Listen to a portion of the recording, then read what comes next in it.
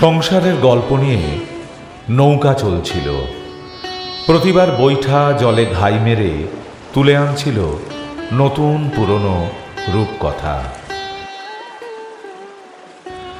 ভোরের আলোর আগে আধো অন্ধকারে কারা যেন চলে গেছে কুয়াশার দ্বীপে।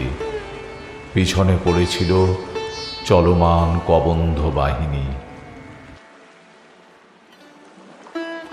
তারা সব এক থেকে অন্য হতে চেয়ে অনেক অনেক দেহ উত্তপ্ত করেছে, আগুনের হুমকিতে ঝড়ের বায়না দিয়েছে।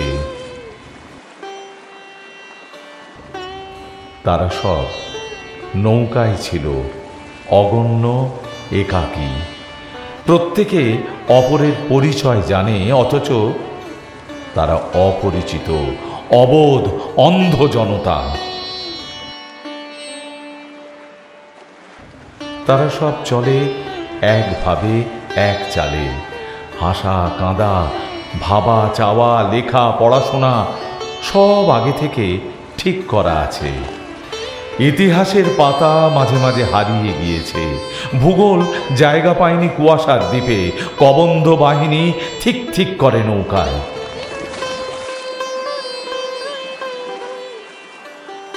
যারা কুয়াশার দ্বীপে অনিকেত, চিরচরণিক, তারা কুয়াশা সরাতে গিয়ে দেখে এক আশ্চর্য নৌযান তরতরিয়ে ঘোরে।